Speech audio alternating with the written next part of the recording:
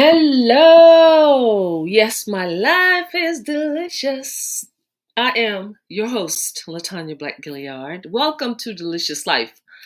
And yes, I am, a singer, producer, director, an author, an actor, and a certified nutritionist. So, welcome to my savory podcast. Yes, well, we're going to be cooking up a little love, inspiration, freedom, and enlightenment. This is not a politically correct podcast. So, if you like what the cook is kitchen, feel free to have seconds. And if you don't, you can't stand the heat, then you know you just got to get out the kitchen. Ha ha, yes. So, I thank you for joining me. This is my first podcast, so welcome. And hopefully, I can join you on a weekly basis, and it'll be me, but I'm going to have a few sous chefs in the kitchen with me. We're going to have some people who are just good friends of mine. We're going to have maybe a few named people. You call those celebrities. We're going to have some holistic people because this is what started my journey. So um, the reason, and I'm very passionate about all of those things I mentioned. I'm very passionate about being a certified nutritionist because, 21 years ago, 21 years ago, I had Graves' disease. And Graves' disease is pretty much when your body is attacking itself, and mainly the thyroid gland. And I have a book that I'm writing right now called I Apologize to My Thyroid. Because if any of you have ever experienced thyroid issues, oh my God, you know what? You wouldn't wish it on your worst enemy. And it's an uphill battle, just always fighting. But I think I'm finally getting to a point where I'm winning.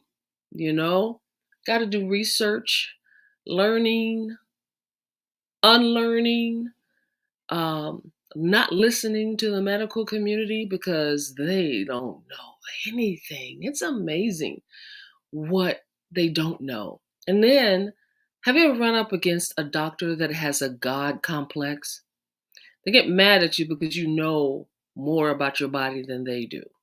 I mean, I'm like, okay, isn't that what we're supposed to do? So, anyway, enough of that. Like I told you, I'm not politically correct. Look, child, once you hit your 50s, you say whatever you want to say, and you could care less about what people think about it. Because life is life. Life is too short to be something that you're not. So I totally agree with being my authentic self. All right? So hopefully that will inspire you to be your authentic self. You don't have to please anybody. You don't have to um, kiss anybody's behind when it comes to your life, you know? Just stay open. That's all I believe. Stay open, stay kind, which is hard for some people to do. But I do believe kindness goes a long way. My mom used to say, you could catch a lot more flies with honey than you can with vinegar. And I'd say, who wants to catch flies? But you know what she meant. So I do know what she meant. My mom was amazing. Bless her soul. So, welcome to my first podcast. And I'm excited about doing this because I have so many wonderful people in my life. And we all have a story. We all have a story. And the thing is your story serving you or is your story not serving you? So that's the big thing about my savory podcast. Let's just get real.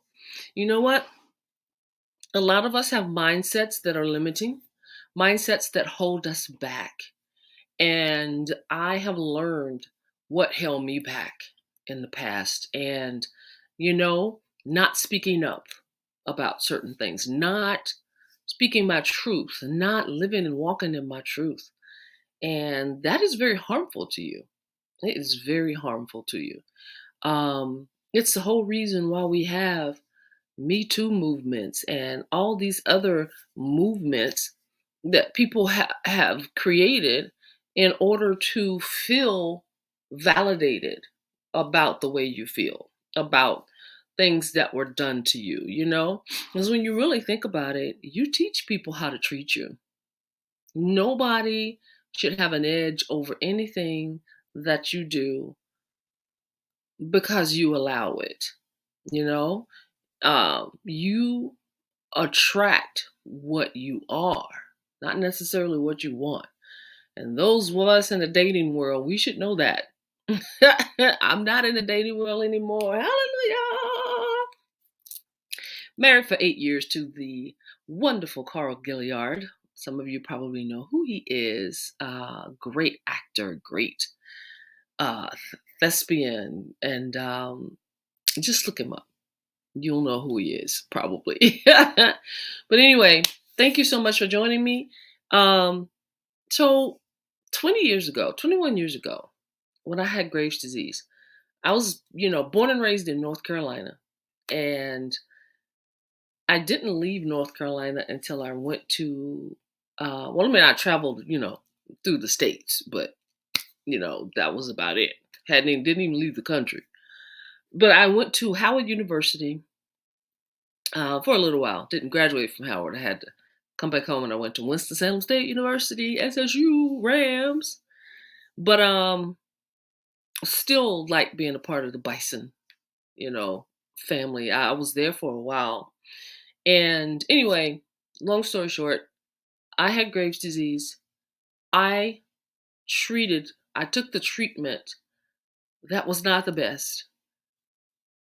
I was under the care of an endocrinologist who had no idea what he was doing. But at the time, he thought he did. So, I harbor no ill will towards him. I just wish I knew what the heck was going on with my body. Because believe it or not, I did ask him. I said, well, what causes this? Well, his answer was, we don't know. And it's like, when you hear that from a doctor, you should run. But you're going to hear it a lot, I realized. And it's just the way it is. So there's a lot of things they don't know. We're guinea pigs pretty much if something happens to us and they can't figure it out.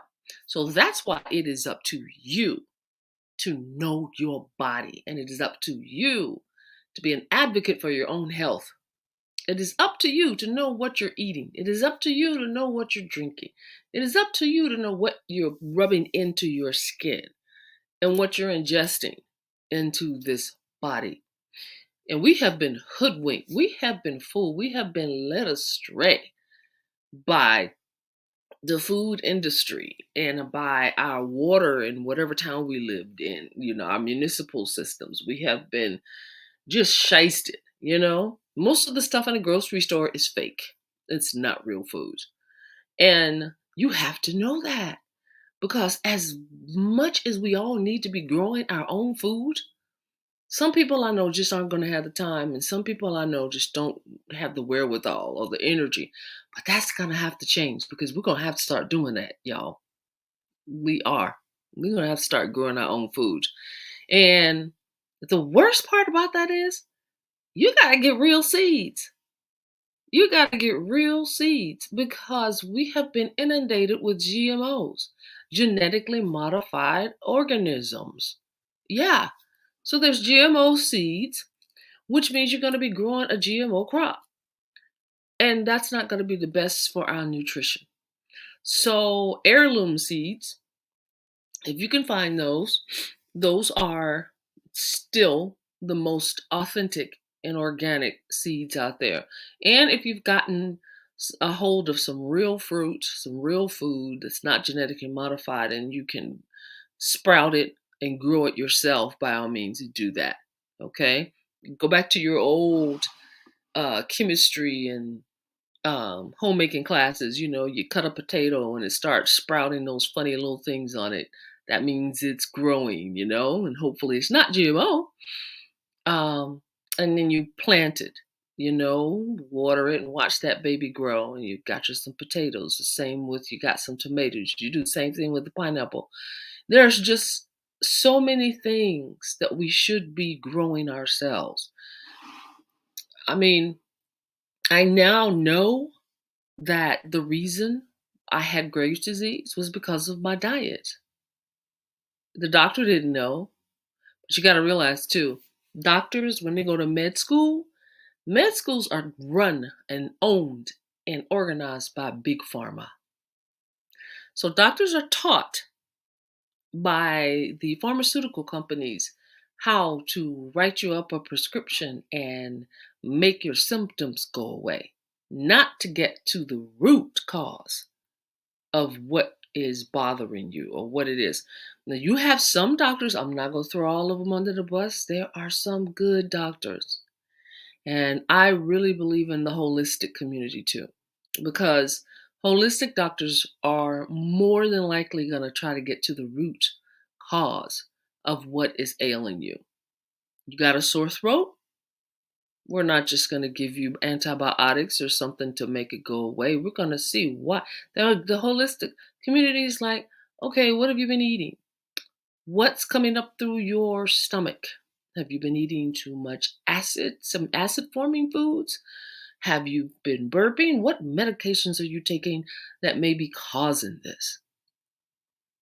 You know, pretty much now, most people that I know go to the doctor when they have something that they really need to go to the doctor for.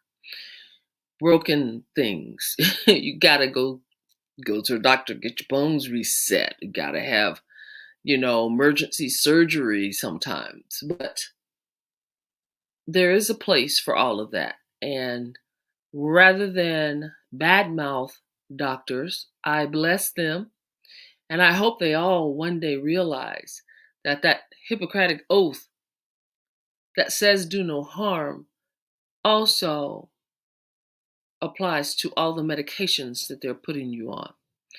I would hope that one day all the doctors realize that if they're putting you on more medications, you already taken one or two, and they're going to put you on more, that's not the way to heal you. You know? So I say all this to say, when I had Graves' disease, my endocrinologist at the time gave me three treatment options: surgery and medication and radiation. And so I asked him, I said, well, if it was your daughter, your wife, what would you recommend? He said, I'd recommend the radiation. Because he said the medication could probably cause some damage to your kidneys. And the surgery, well, that's going to leave a scar on your neck and you may not really have to have that. And I said, okay, so what is this radiation going to do? So pretty much it was a pill that I had to take. And it was a big pill. And it was something like a sci-fi thing. I took the pill, and they had me in front of this X-ray like machine, and it showed all the little radioactive isotopes going down toward my thyroid. I'm like, how the heck does it know, out of all the organs in my body, how does it know how to go toward my thyroid? That still baffles me. But it knew to go to where my thyroid was, where all of that overactivity was, and kind of shut it down, which, oh God, I wish I had known how much damage I was doing to my thyroid. I mean, it basically was killing it. So I had to stay away from my family for 3 days because I was radioactive. And I had a little girl, a little baby girl at the time. She was only 6 months old. And so I had to stay away from her, and it was horrible. Um, so I did that. And with the Graves' disease, I had a goiter. It was like an Adam's apple. It looks like a man's Adam's apple. My thyroid was that inflamed. And so it started going down after I had the radiation. I never did get the bulging eyes, but I felt miserable. I mean, Graves' disease was pretty much my body, my immune system attacking my body. And what I had to learn was, if that treatment didn't work, that I had to do it again. trying not to overdo it because it would take my thyroid from being overactive, which is pretty much all Graves' disease is, hyperthyroidism, where your thyroid becomes overactive. I'm gonna tell you something. The only fun thing about that was losing weight. Oh my God. I could eat whatever I wanted to, and I lost weight constantly. But that's because my body was like, your thyroid is your thermostat, you know?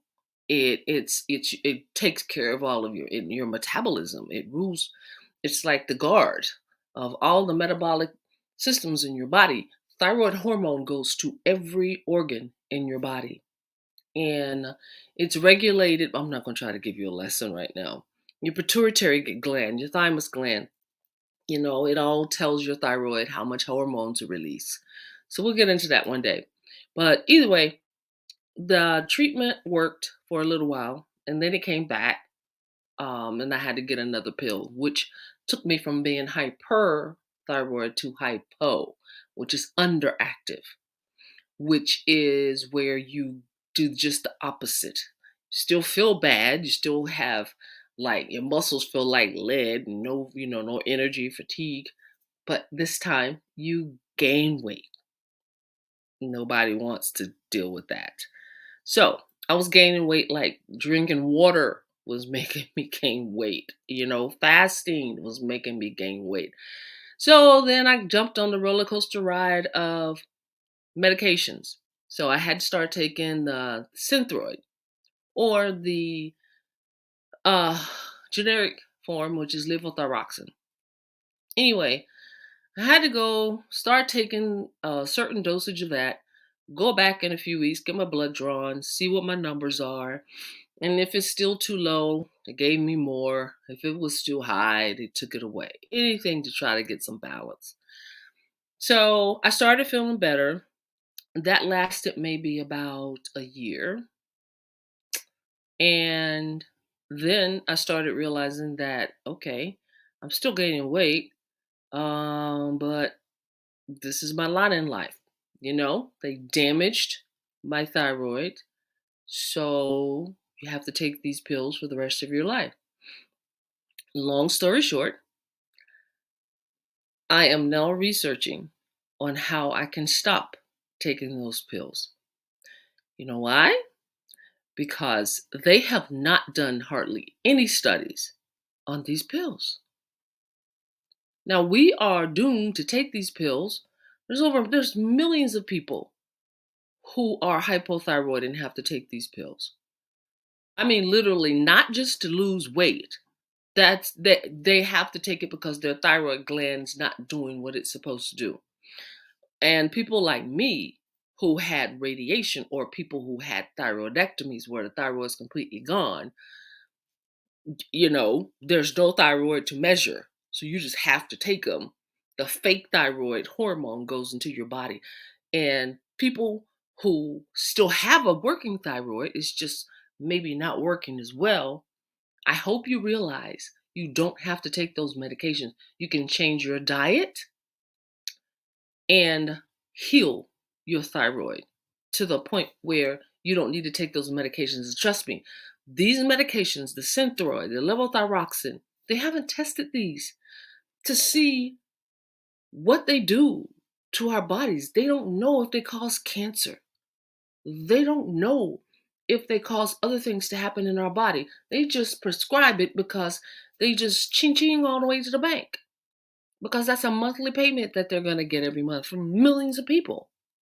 And I'm like, people, we got to wake up. We got to start checking. Guess what I found though in my research? See, now I research. Back then in North Carolina, you didn't know what to do. Whatever the doctor said, you followed it. I moved away to California. California had more holistic doctors, more doctors willing to listen to you and find other ways of treatment. And so I was lucky enough to come across a doctor. I never forget him. His name was Joshua Rokaw, and he was very controversial because he was bold enough and brave enough to try different thyroid medications. So instead of the regular Synthroid or levothyroxine, I asked him because I had done some research at that time and I said, I want to try the natural, which natural is just the desiccated, ground up thyroid of a pig or a cow. So it's either porcine or bovine. And we are not, biologically identical to an animal. We're just not. But for some reason, they make you feel better. And when you go through being on medications forever and they still make you feel like crap, you're willing to try anything. So when I tried that desiccated thyroid, oh my God, I got more energy. I even lost a little weight. My hair stopped shedding. It was wonderful, wonderful for many, many years.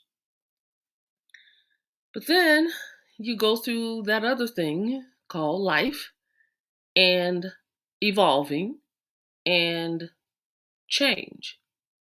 And so my body got to a point where it was like, okay, well, this isn't working anymore either. I need something else. So I'm going to tell you, it's such a roller coaster ride. Like I said, I wouldn't wish it upon my worst enemy. Those of you who are in the thyroid disease community, hyper or hypothyroid community, trust me, I feel your plight. And I advocate for you because there's a lot that we just don't know. And we have to research and do our own. No one should know our bodies better than us. And our bodies won't want homeostasis. They want to be well. And our bodies are like, come on, help me out here. I mean, did you realize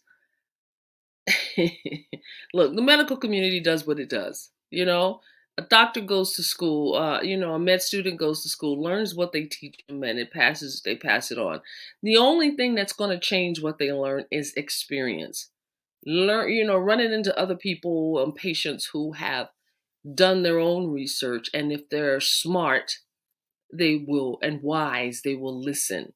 If they don't agree, they will do some research and find out and say, okay, this is evidently working for these people. Let me see what's going on. Or it's not working for these people. Let me see what's going on. You know, I cheer for doctors like that. Um, but not the ones who are like, oh, well, you're not going to listen to me. So just go get another doctor. I'm God. Yeah. We've had enough of these God complex doctors. I'm telling you, if you got a doctor like that, run, Forrest, run.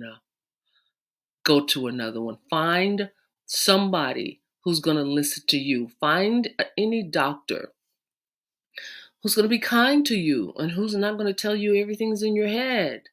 Find a doctor with some wisdom. And that's not easy. It's not easy. But they are out there. And the best ones are the holistic doctors who already know that the best treatment for you is going to be something natural. But of course, they're not covered by insurance. So you're going to have to come out of pocket. Yeah, the best things for us in this country are not covered by insurance. So yeah, you can go to any other country in the East, probably find a holistic doctor who's gonna treat you the way they are normally treated, probably by something wonderful that has grown from the ground. And you know what? God made trees, herbs, plants for the healing of the nations, and that's the way it is. Man made intervention is a good thing until it's not.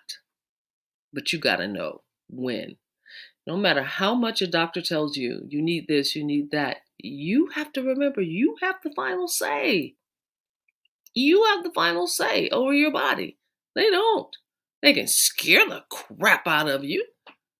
They can scare you and talk you into anything. Yeah, it's happened to me. So I get it.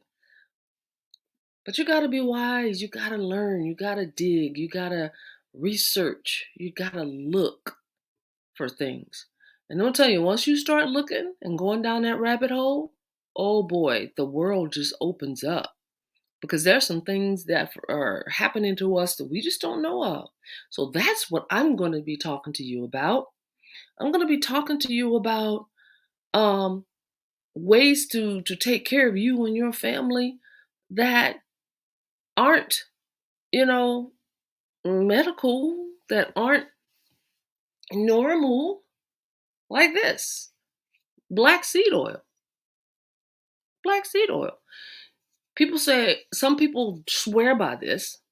Okay. It was found in King Tut's tombs. It was just like the best thing that supposedly cures everything except death.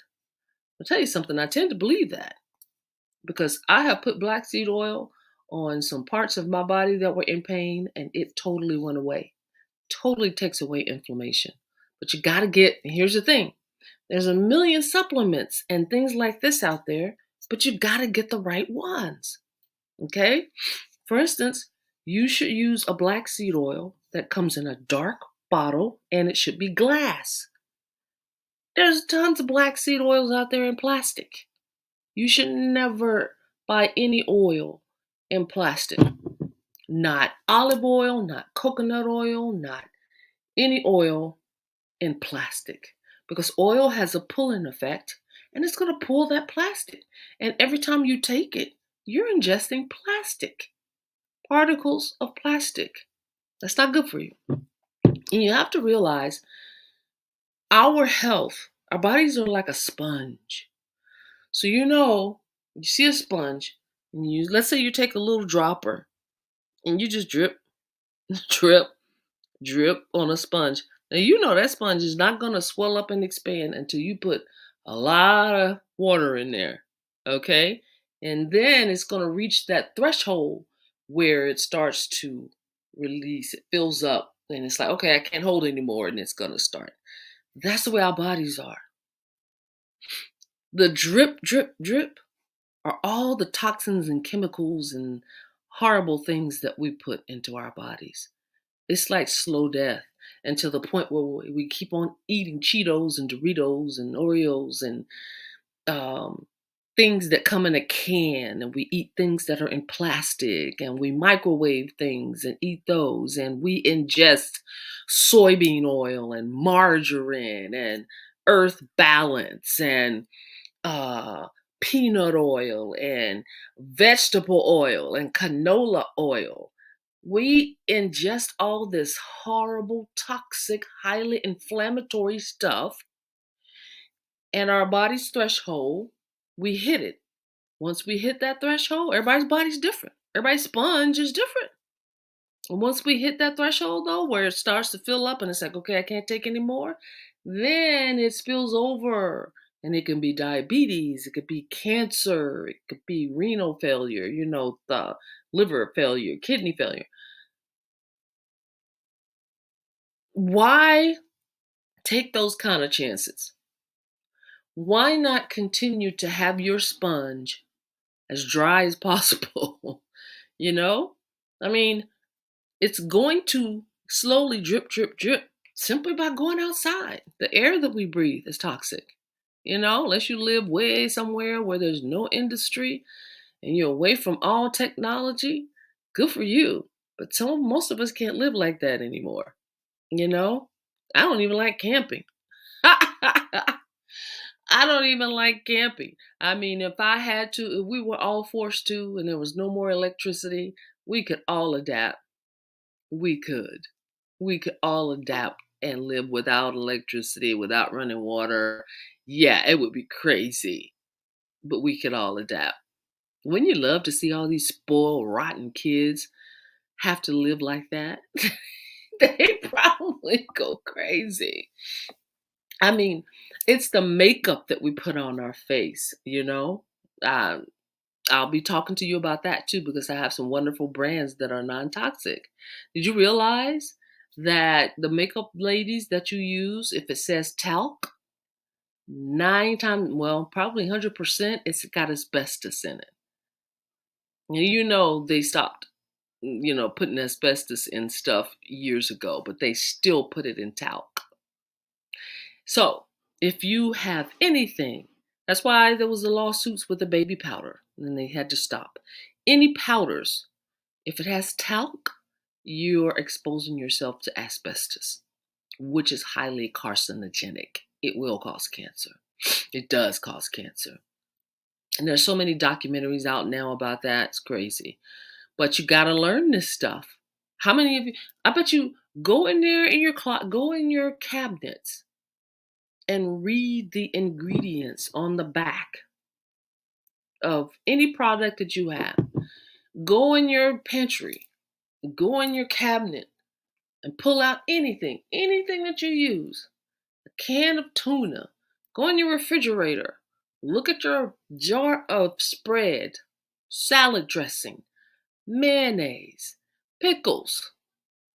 Do you realize your jar of pickles probably has food dye in it?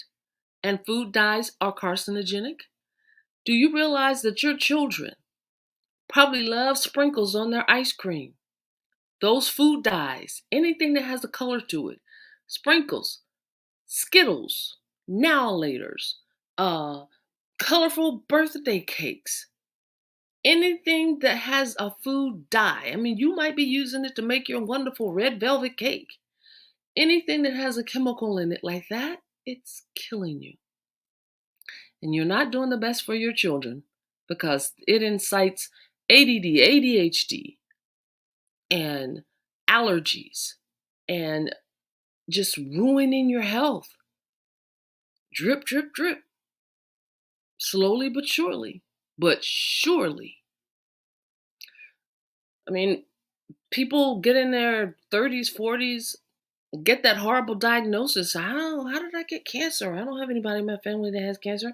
I don't know anybody in my family that has diabetes. I don't know anybody. Honey, it's what you're eating. It's what you're putting on your skin.